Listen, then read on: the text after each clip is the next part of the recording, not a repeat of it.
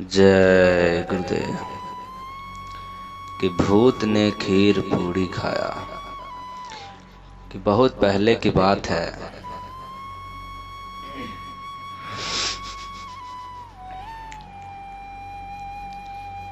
कि एक रात की बात है। स्वामी जी इलाहाबाद के सेठ कन्हैया लाल के बंगले के हाल में बैठे हुए थे और उसी दौरान देहात से एक परिवार आया जिसमें स्त्री थी, आदमी था और उसके साथ 2 रिश्तेदार थे। उस आदमी ने स्वामी जी से कहा कि महाराज जी, इस स्त्री को 1 महीने से कोई भूत परेशान कर रहा। रात में बड़ा तूफान मचाती रहती है, घर से भागना और तोड़ फोड़ करते रहती है और यह इसकी आदत बन गई है। हम लोगों का जीवन नरक बन गया है।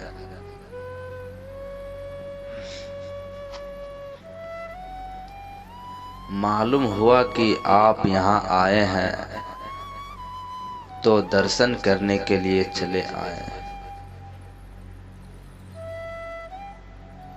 और सोचा कि आपकी दया भी हो जाएगी।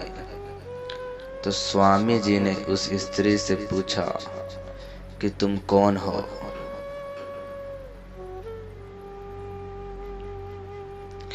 वह सिर नीचे किए बैठी रही और कुछ नहीं बोली।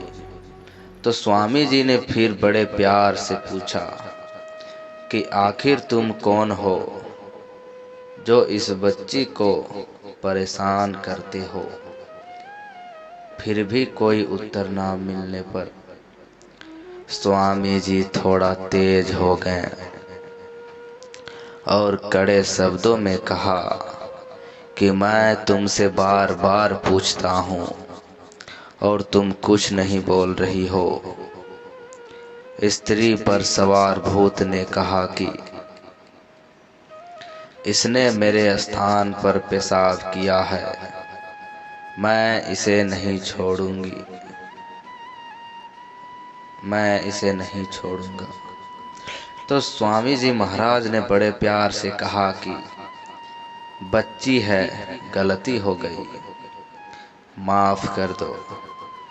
तो भूत उसी दौरान बोला कि हम नहीं छोड़ेंगे। फिर स्वामी जी ने अपने पास खड़े कहा कि जाओ किसी बर्तन में आग ले आओ और कटोरी में पिसा हुआ मिर्चा भी लाओ।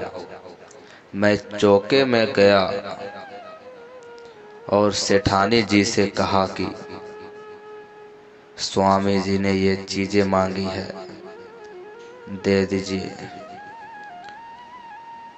मतलब दुकानदार के पास गया तो दुकानदार ने मुझे दे दिया और आग और मिर्चा लेकर आया।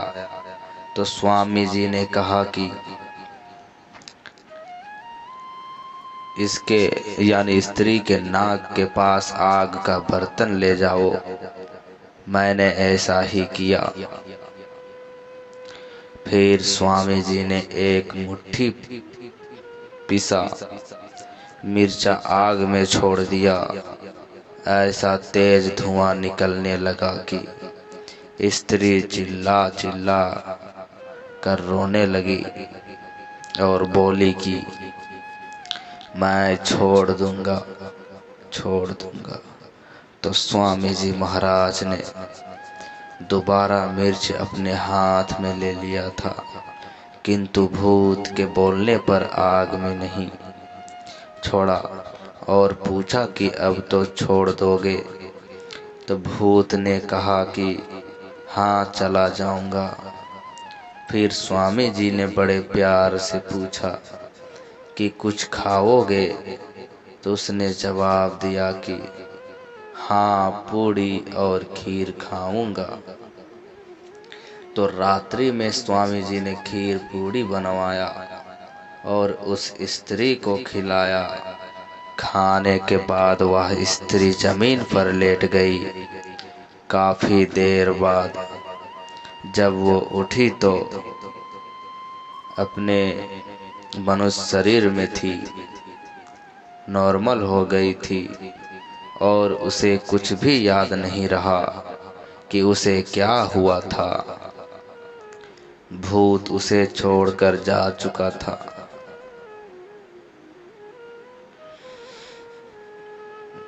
प्रेम से बोलिए। एक साधक के द्वारा